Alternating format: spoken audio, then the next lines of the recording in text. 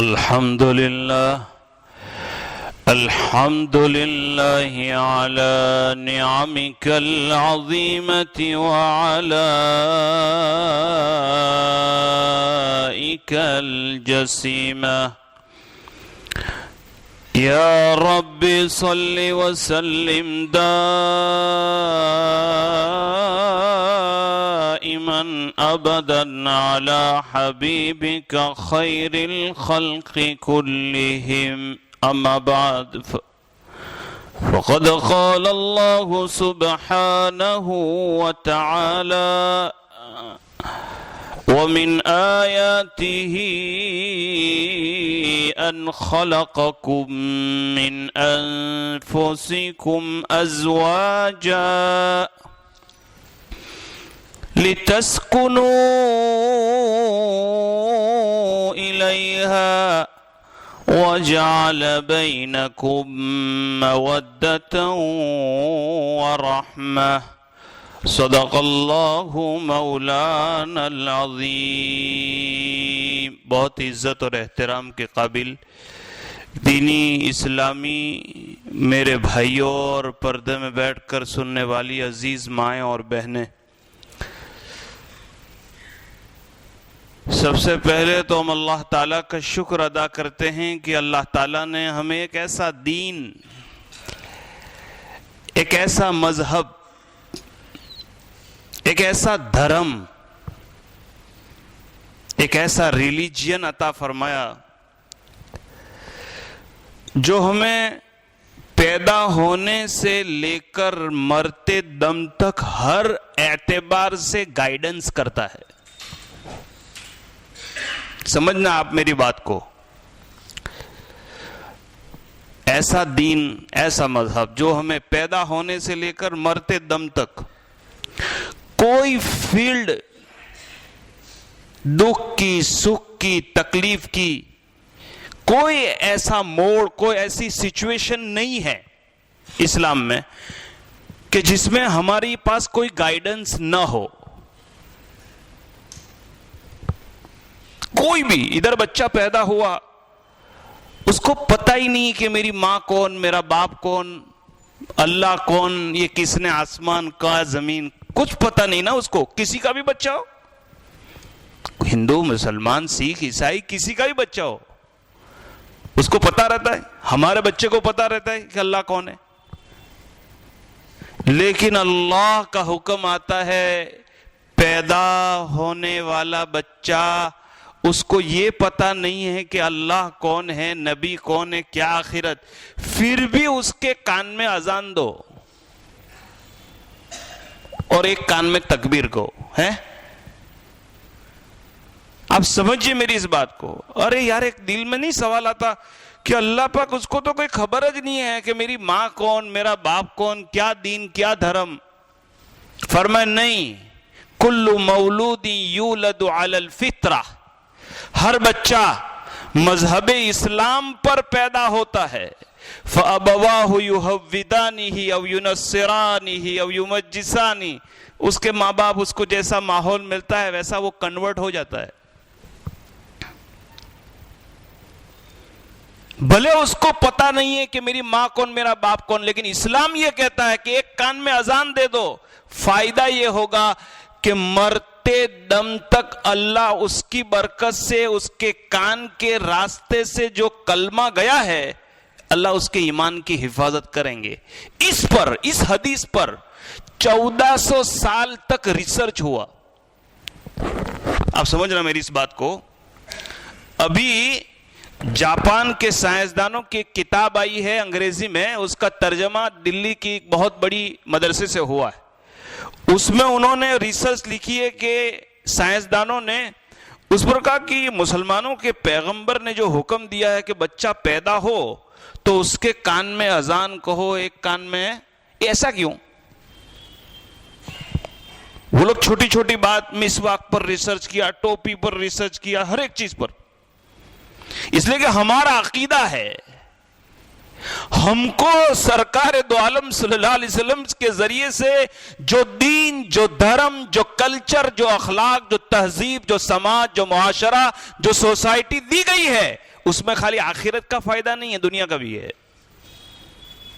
اب وہ تو کہنے لگے کہ بھائی تم جو ہے ختنہ کراؤ گے تو اس سے یہ بیماری کا فائدہ، اور گردن کا مسح کرو گے تو یہ فائدہ، اور نماز پڑھو گے تو یہ فائدہ، داڑھی رکھو گے تو یہ فائدہ۔ ظاہری اعتبار سے ریسرچ کرتے کرتے اللہ پاک نے انسانوں کے دماغ کو، اللہ نے کہا کہ اگر تم نہیں مانو گے میں ایسے حالات میں پیدا کر دوں گا کہ میری نبی کی سنت کو اپنائے بغیر تمہیں کوئی چھٹکارا نہیں ہے۔ تم سنت سمجھ کے کرو یا نہ کرو۔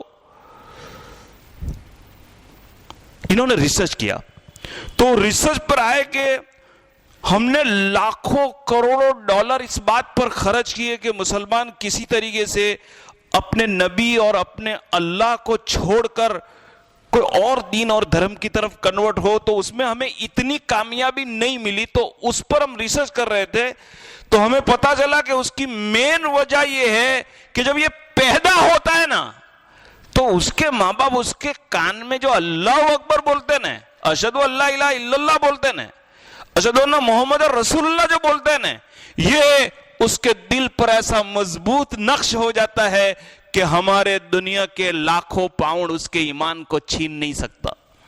اب سمجھئے میری اس بات کو۔ اس کے بعد WHO نے اپنی گائیڈ لائن میں ڈاکٹروں کو میڈیکل میں لائسنس دینے کے وقت یہ لوگ ایک ایگریمنٹ لیتے ہیں، یہاں ہوتا ہے نہیں معلوم، لیکن جو ہے وہاں کی ہاسپٹلوں میں وہ ایک ایگریمنٹ لیتے ہیں اور لکھواتے ہیں کہ جو ڈیلیوری روم ہوگا نا وہاں لائٹلی میوزک چالو رکھنے کا 24 آور۔ کیوں بھائی؟ کوئی ہو کہ نہ ہو، ایمرجنسی میں کوئی ڈیلیوری کیس آوے تو اللہ کی آواز اس کے ماں باپ اس بچے کے کان میں کہے اس سے پہلے گندی آواز اس کے کان میں ڈال دو۔ بھائی بات کو سمجھ رہے آپ میں کیا کہنا چاہ رہا ہوں آپ کو؟ یعنی غیر ہمارے نبی کی بات پر ان کو اتنا یقین ہے کہ ان کے کان میں جب اذان جاتی ہے تو ایمان سے کوئی کمپرومائز کرنے کے لیے تیار نہیں ہے۔ تو ہم ایمان کی بات اس کے کان میں ابھی جاوے، اس کے ماں باپ کے ہاتھ میں بچہ آوے ڈیلیوری، اس سے پہلے ہم اس کے کان میں گندی بات سنا دینے کی، ٹن ٹن کی میوزک کی۔ اب اندازہ لگاؤ، مجھے برابر یاد ہے حضرت مفتی صاحب نے فرمایا تھا الغناء ينبت النفاق، گانا بجانا انسان کے کان کے اندر نفاق پیدا کرتا ہے۔ ایک گندا گانا سنا اس سے آدمی کے منافق بننے کا خطرہ ہے، ایک تو اب ہزاروں روزانہ۔ بھائی بعض لوگ کہتے ہیں کہ ہم تو ڈرائیونگ وغیرہ گئے نا مزہ نہیں آتی ہیں گے، نفاق پیدا ہو۔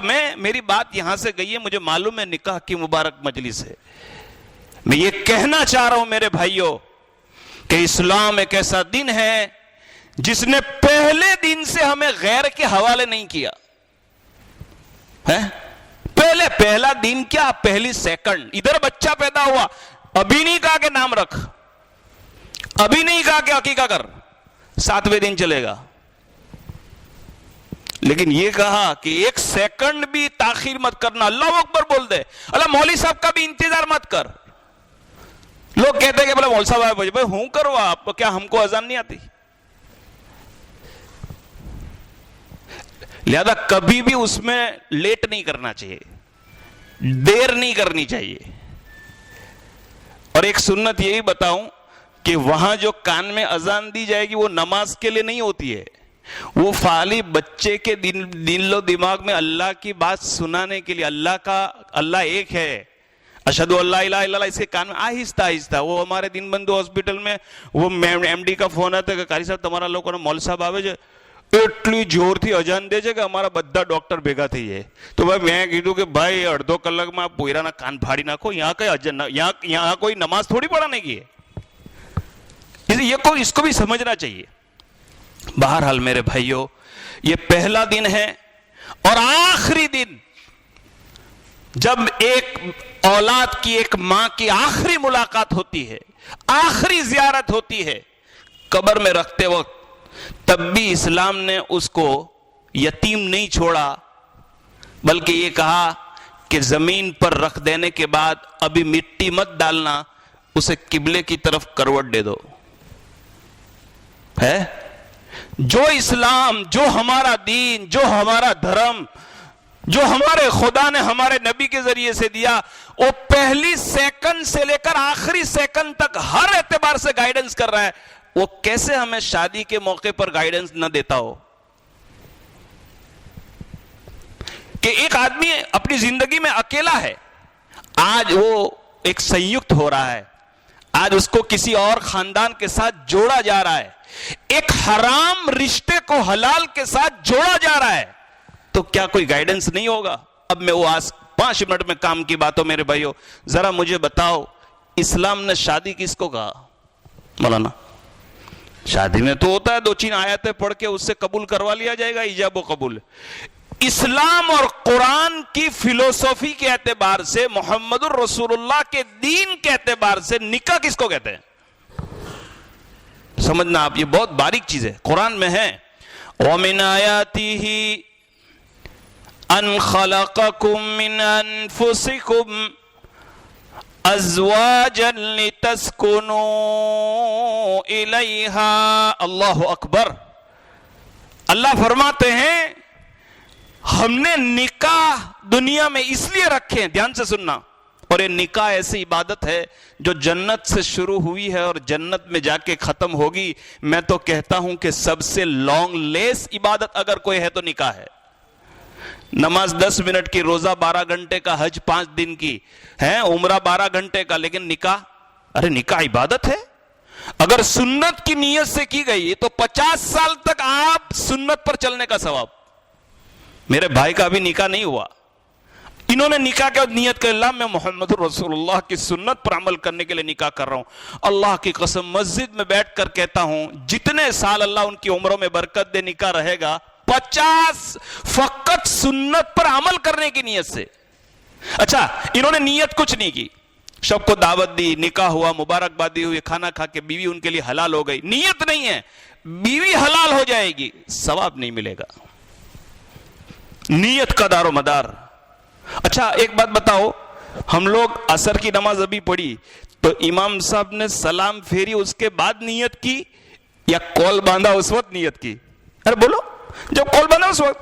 ابھی نکاح نہیں ہوا ہے، ابھی نیت کریں، نکاح ہونے کے بعد تو مبارکبادی دی جائے گی. بہرحال میرے بھائیو، اللہ ہونے والے نکاح کو برکتوں کا، سکون کا ذریعہ بنائے، دونوں خاندانوں کے درمیان مودت اور محبت کے پیدا ہونے کا ذریعہ بنائے. پرپز آف دا نکاح، پرپز آف دا ویڈنگ، شادی کا مقصد کیا ہے معلوم ہے؟ قرآن نے کیا کہا؟ لِتَسْكُنُوا. ہے قرآن میں؟ ارے قرآن میں ہے کہ نہیں؟ شادی کا مقصد یہ ہے کہ نکاح کرنے کے بعد دلہا کی زندگی میں سکون پیدا ہو اور دلہن کی زندگی میں سکون پیدا ہو. اللہ کی قسم یہ مقصد ہے. اس کی ضرورت کہ یہ کھانا، یہ پینا، یہ اولاد، یہ اپنی جگہ پر ہے، لیکن مقصد اور پرپس کیا ہے؟ ارے بھائی اتنے سال سے میری اولاد ہو گئی، مجھے خبر ہی نہیں کہ نکاح کے پیچھے کا اسلامی ریزن کیا ہے. تب تک تو ہم لڑتے ہی رہتے ہیں.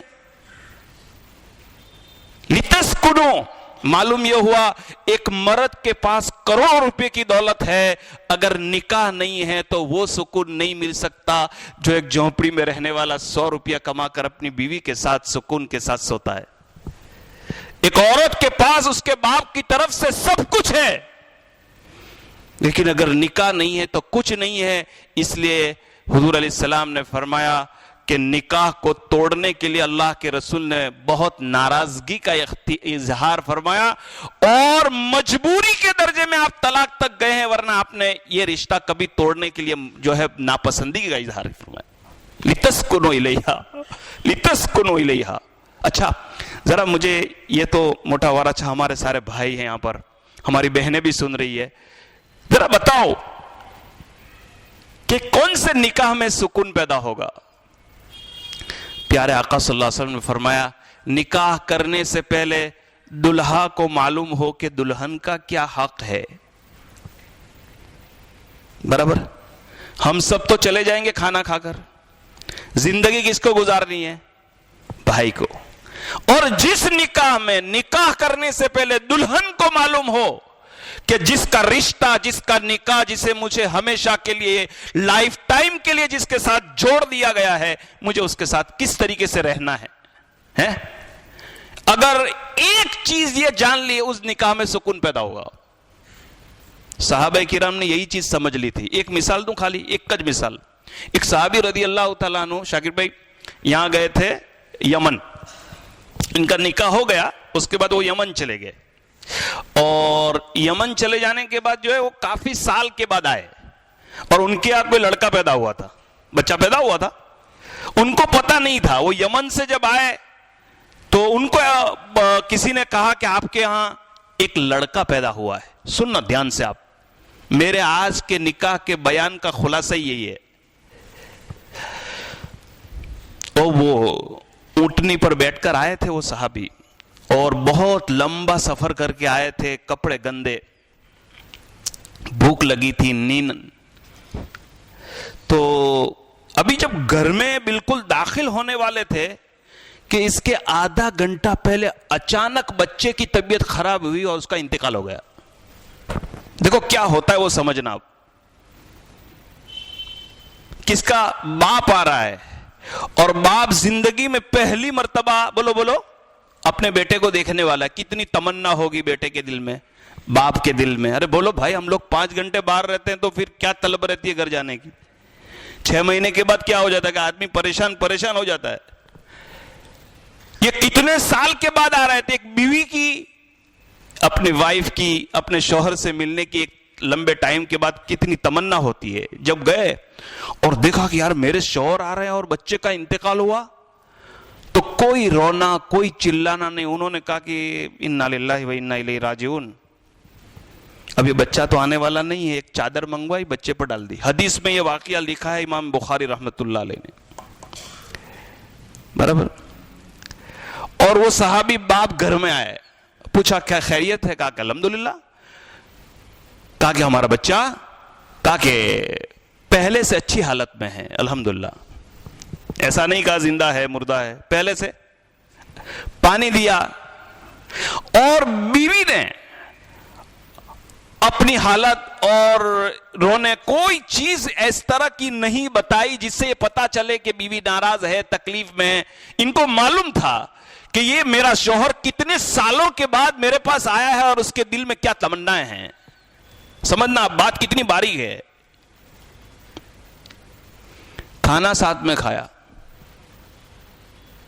نماز پڑھی، پوری رات ساتھ میں سوئے۔ بیٹے کی لاش پڑی ہے ایک جگہ پر، لاش پڑی تھی، اور فجر کی نماز پڑھنے کے لیے مسجد نبوی میں جا رہے تھے سرکار دو عالم صلی اللہ علیہ وسلم کے پیچھے۔ تو باہر نکل گئے وہ صحابی، تو اس عورت نے کہا کہ ذرا مجھے ایک مسئلہ بتاؤ۔ بولے کیا ہوا؟ کہا کہ ایک امانت ہمارے پاس کسی کی ہو امانت، اور وہ امانت والا وہ امانت مانگے تو ہمیں کیا کرنا چاہیے؟ تو انہوں نے کہا کہ دے دینا چاہیے۔ تو بس اللہ کی ایک امانت اپنے پاس تھی، وہ اللہ نے لے لی۔ بولے کیا؟ بولے ایک لڑکا نہیں دیا تھا اللہ پاک نے؟ کہا کہ کب انتقال ہوا؟ کہا کہ بس تمہارے آنے سے تھوڑی دیر پہلے، کہ تو نے مجھے بتایا نہیں، میں اسی حالت میں نے دسترخوان پر تیرے ساتھ کھانا کھایا، تیرے ساتھ سویا۔ کہا کہ اصل میں بات یہ تھی کہ آپ کتنے سالوں کے بعد آ رہے تھے، آپ تھکے تھے، میں اچانک اگر بتلا دیتی کہ اپنے چھوکرے کا انتقال ہو گیا، اپنے بچے کا انتقال، تو تم بیمار ہو جاتے، تم کھاتے نہیں۔ اور میرے نبی صلی اللہ علیہ وسلم نے کہا ہے کوئی عورت نکاح کر کے جب کسی کے گھر جاتی ہے تو اس کا پرپس یہ ہوتا ہے، اس کا مقصد یہ ہوتا ہے کہ اس کو شوہر کو اور اس کے گھر والوں کو سکون پہنچانا چاہیے۔ میرا بچہ تو اگر میں ماتم کرتی تو زندہ ہونے والا نہیں تھا، لیکن تم بے سکون ہو جاتے، تم پریشان ہو جاتے، تمہارے سکون کی وجہ سے میں نے بتایا نہیں۔ سننا دھیان سے یہ بات بھائی، یہ بات میرے لیے کہنا آسان ہے، پریکٹیکلی مسلمان بننا مشکل ہے۔ پریکٹیکلی آج ہماری حالت یہ ہو گئی ہے کہ گھر میں باپ جا رہا ہے تو بچہ گھبرا رہا ہے، ماں گھبرا رہے گئے تا پاپا بھی گیا، ارے بھائی پاپا بھی گیا تو مجھے۔ ہم نے اپنا بیہیویئر اس طریقے سے کیا ہے کہ ہم جب جاتے تو لگتا ہے کہ ابھی ایک چلائے گا، جانور سے انسان ڈرتا ہے، کیا ہم جانور ہیں؟ اس طریقے سے گالی گزور میرے بھائی، اور رسول اکرم صلی اللہ علیہ وسلم نے فرمایا تم میں بہتر وہ آدمی ہیں، سننا دھیان سے، تم میں بہتر وہ آدمی ہے. ایسا نہیں کہا کہ جو بہت زیادہ صدقے کرنے والا ہو نے، بہت زیادہ تسبیح پڑھنے والا ہو نے. کیا کہا ہے مولانا؟ خیرکم خیرکم لأہلی، تم میں بہتر وہ آدمی ہے جو اپنے گھر والوں میں بہتر ہو. لوگ باہر تمہیں سلامیں مارتے ہیں اور گھر والے تمہاری بد اخلاقی کی وجہ سے پریشان ہے، تمہارے ساتھ نکاح ہو گئے ہیں، وہ بیچارے کس کے کہنے جائے گی، زندگی بھر پریشان رہتے ہیں. اللہ پاک ہمیں اپنی ذمہ داری کو سمجھنے کی توفیق عطا فرمائے. تو صحابی تو نماز پڑھنے چلے گئے روتے روتے. فجر کی نماز پڑھی. فجر کی نماز پڑھنے کے بعد وہ روتے روتے، انہوں نے تو بچہ دیکھا بھی نہیں، اور رسول صلی اللہ علیہ وسلم کے پاس گئے کہ اللہ کے رسول ایک بہت گمبھیر مسئلہ میرے ساتھ ہو گیا. بولے کیا ہوا؟ کہا کہ میں تو سفر میں تھا، رات کو آیا، میرے آنے سے پہلے بچے کا انتقال ہو گیا اور میری بیوی نے مجھے بتایا نہیں. میں نے اس سے کہا تو اس نے یہ کمپلین کی کہ بھائی تمہارا سکون چھین جاتا اور تم پریشان ہو جاتے، تمہاری راحت کے لیے، تمہاری نیند کے لیے میں نے ایسا نہیں بتایا تاکہ تم کو کوئی تکلیف نہ ہو، بس اتنا میرا مقصد تھا. سرکار دو عالم صلی اللہ علیہ وسلم کی آنکھوں میں آنسو آ گئے اور آپ نے فرمایا اگر تجھے سکون پہنچانے کے لیے اور تجھے راحت پہنچانے کے لیے تیری عورت نے اگر تیرے ساتھ یہ کیا ہے تو میں دعا دیتا ہوں اللہ آج کی رات میں تیری برکت عطا فرمائے. محدثین نے لکھا ہے کہ 700 سال تک ان کی نسل چلی اور جتنے بچے پیدا ہوئے وہ محدث پیدا ہوئے. میں بتانا چاہ رہا ہوں میرے بھائیوں، نکاح سب ہوتا ہے، قیامت تک ہوگا اور جنت میں بھی نکاح ہوگا، لیکن یہ ہے کہ ہم حقوق کے ادا کرنے والے بنے، بیوی کی طرف سے بھی شوہر کی طرف سے بھی اللہ تعالیٰ ہونے والے نکاح کو برکتوں کا ذریعہ بنائے. میری بات کہاں سے بھول مت جانا. پرپز آف دا نکاح کا مقصد یہ ہے کہ ذمہ داری کو سمجھنا پڑے گا. معمولی بات تھوڑی ہے. سرکار دو عالم صلی اللہ علیہ وسلم نے فرمایا کوئی شوہر اپنی بیوی کو محبت سے ایک مرتبہ دیکھتا ہے اور کوئی بیوی اپنے شوہر کو محبت سے ایک مرتبہ دیکھتا ہے، اللہ اس گھر میں 10 رحمتیں نازل کرتے ہیں. اب بتاؤ اگر ہم نے دن میں 2 مرتبہ اپنی بیوی کو محبت سے مسکرا کر دیکھا اور اللہ کی 20 رحمتیں میرے گھر میں آئی، شیطان آ سکتا ہے، جھگڑے ہو سکتے ہیں، نو پرابلم. اللہ پاک مجھے بھی اس کے عمل کی توفیق عطا فرمائے. ہمارے ساجد بھائی اور ہمارے سلیمان بھائی کے بچوں کا نکاح ہو رہا ہے. اللہ تعالیٰ وہ تمام برکتیں، وہ تمام بھلائیاں جو پیارے آقا صلی اللہ علیہ وسلم نے نکاح کے عنوان سے ارشاد فرمائی ہے، ہماری تمام اولاد کو بھلائیاں عطا فرمائے. وآخر دعوانا الحمدللہ رب العالمین. اللہم بارک لہما، اللہم بارک علیہما، اللہم اجمع بینہما بالمودۃ والمحبۃ والخیر. اللہم الف بینہما کما الفت بین آدم وحوا علیہم الصلاۃ والسلام. اللہم الف بینہما کما الفت بین محمد و خدیجۃ و عائشۃ و جویریۃ و ازواجہ المطہرات رضوان اللہ تعالی علیہم اجمعین. اللہم ارحمنا فإنک خیر الراحمین، اللہم احفظنا فإنک خیر الحافظین، اللہم انصرنا فإنک خیر الناصرین. پیارے اللہ ہونے والے نکاح کو قبول فرما، برکتوں کا ذریعہ بنا، دونوں خاندانوں کے درمیان مودت اور محبت کے پیدا ہونے کا ذریعہ بنا. اے اللہ دونوں کو ایک دوسرے کے حقوق کو جان کر اور پہچان کر ادا کرنے کے اللہ تو انہیں توفیق عطا فرما. اس دیواجی زندگی کی حقیقی خوشیوں سے مالا مال فرما کر اس نکاح کو اولاد صالح کے وجود میں آنے کا ذریعہ بنا. پیارے اللہ ہمارے آقا محمد رسول اللہ صلی اللہ علیہ وسلم نے نکاح کی لائن سے جتنی بھلائیاں اور جتنی خیر آپ سے مانگی ہے، اس جوڑے کو خصوصیت کے ساتھ اور پوری امت کو بھلائیاں نصیب فرما دیجئے. اے اللہ حقوق کی ادائیگی کے ساتھ ساتھ حقوق اللہ کے ساتھ حقوق العباد کی بھی ہمیں توفیق عطا فرما۔ اے اللہ اس رشتے کو ہمیشہ کے لیے سکون کا، محبت کا، اللہ ہر قسم کے خیر کے وجود میں آنے کا ذریعہ بنا۔ پیارے اللہ ہماری اولادوں کو گناہوں میں جانے سے پہلے انہیں حلال اور پاکیزہ رشتہ نصیب فرما دیجئے۔ اے اللہ ماں باپ کو اپنی ذمہ داری کو سمجھ کر اس کو ادا کرنے کی توفیق عطا فرما۔ اے اللہ میں نے اپنی گنہگار زبان سے مانگا ہے، تو اپنے فضل اور پیارے حبیب صلی اللہ علیہ وسلم کے صدقے و طفیل میں ہماری دعاؤں کو قبول فرما۔ جزا اللہ عنا نبینا محمدًا صلی اللہ علیہ وسلم ما هو اہلہ برحمتک یا ارحم الراحمین۔